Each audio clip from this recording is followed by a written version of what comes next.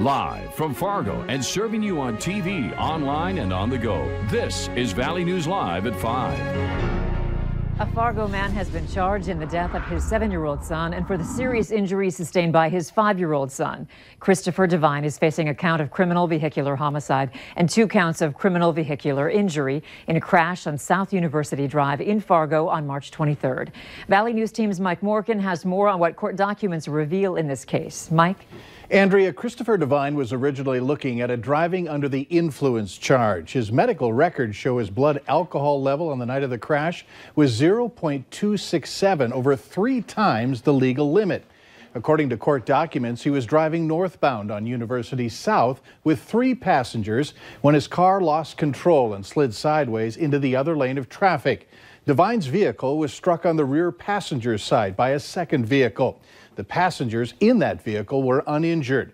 The front passenger in Devine's car, Jacob Larson, told police that Devine consumed alcohol prior to the crash. When police spoke with Devine, he stated that he drank 5 to 6 shots of whiskey before getting behind the wheel. A search warrant executed on Devine's vehicle shows that he was traveling 74 miles per hour 4 seconds before the crash and 59 miles per hour 1 second before the crash. Yesterday, it was announced that Devine's 7-year-old son, Jason, had died from injuries sustained in that crash.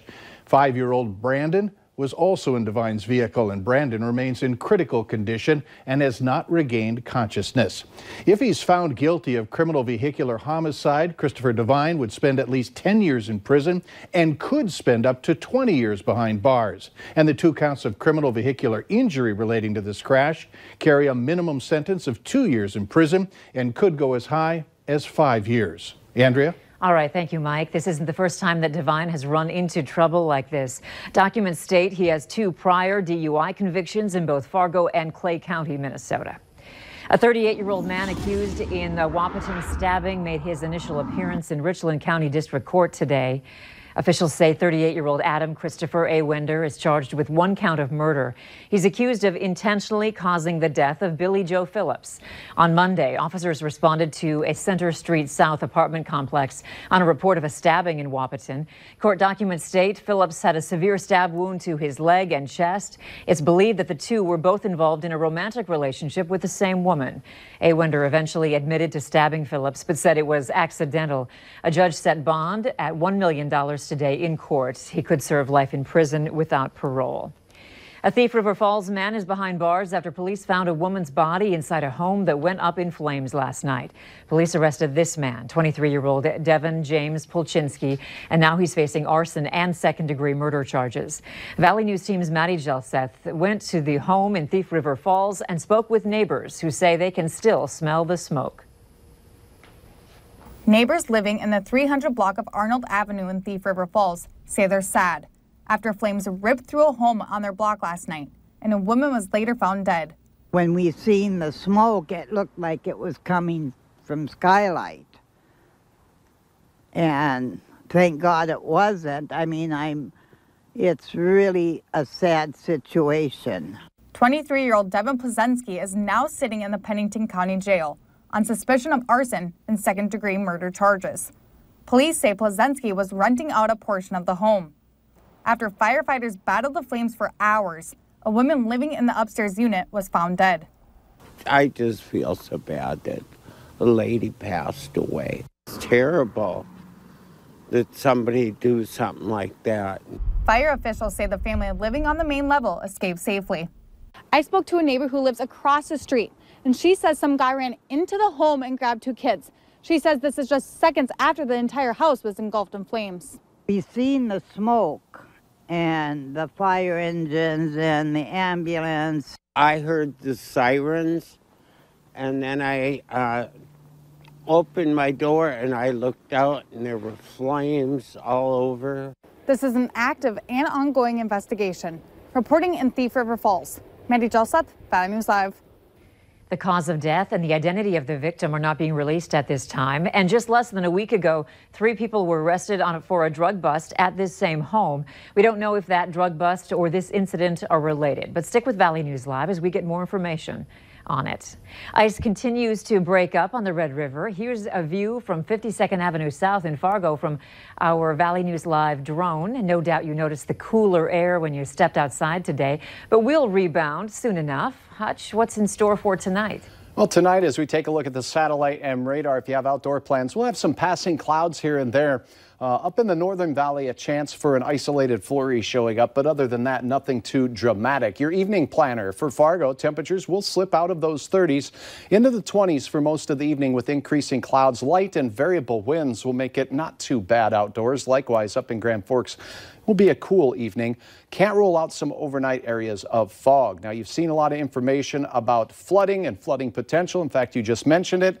The Red River at Wahpeton is on its way up, and it is expected to have a crest as we go through the weekend this weekend in moderate flood stage, 13.6 feet. We'll keep our eyes on these rivers as the melting continues. But Andrea, some cold weather should lock up some of our moisture here in the future. I'll details on a little bit of a cool down as we go through the weekend in a few minutes. Thanks, Hutch.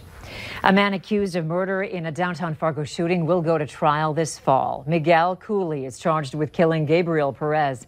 Investigators say Cooley shot Perez several times outside McDonald's on Main Avenue back in September. Perez was 20 years old. He died at the scene. Cooley fled, but police tracked him down and then arrested him near Rochester, Minnesota. His trial is set for September 10th. A lot of children spend too much time looking at screens, and some adults in Minnesota fear they're losing touch with the outdoors. That's why a Minnesota state senator has introduced a bill that would give schools the option of adding programs like firearms safety, hunting, archery, and fishing to physical education classes. It would be done as a pilot project at first with 6 schools from around the state. To help get our Minnesota kids away from the TV and get them in the woods and on the water again, to get them hooked on the outdoors and hooked on fishing. And it's an opportunity for us to bend that curve of, the next generation of Minnesotans caring about the outdoors. The committee voted to lay over the bill for possible inclusion in an omnibus education bill. Lawmakers are working on 2 gun bills, universal background checks and red flags that have to pass the House first before there are hearings in the Senate.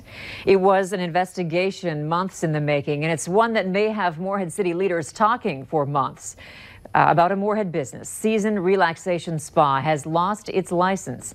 This comes after allegations of suspicious activity, unlicensed workers, and an undercover investigation by the Moorhead Police Department.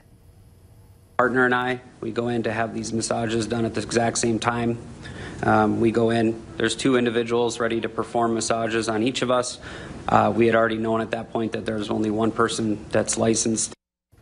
We dig deeper into what police found during their investigation and how the spa's owner is responding. That's tonight at 9 on the Fargo CW and 10 o'clock on Valley News Live. Facebook has a knack for finding your interests and popping up ads on your news feed relating to them. And being a new parent is no exception. Valley News Team's Rose Itzkovitz looks into different apps promising to maximize your baby's development and finds many of them are not free. Facebook. It always seems to know what you like. The moment I posted my first new baby picture, I found a new ad for baby apps every time I went on.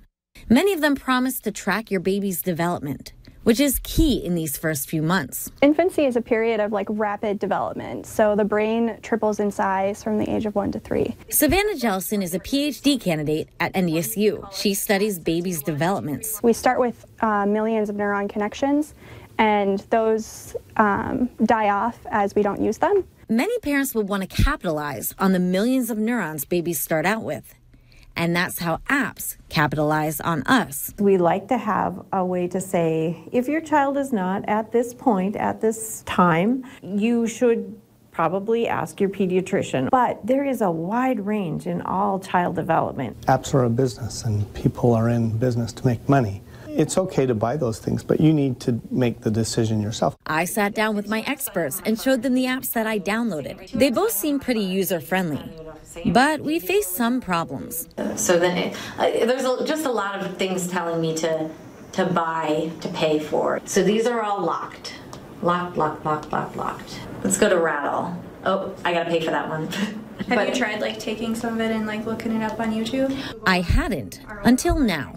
Turns out YouTube has a decent amount of these videos you can look up. But as my experts say, what you're paying for is convenience. You can find the information out there.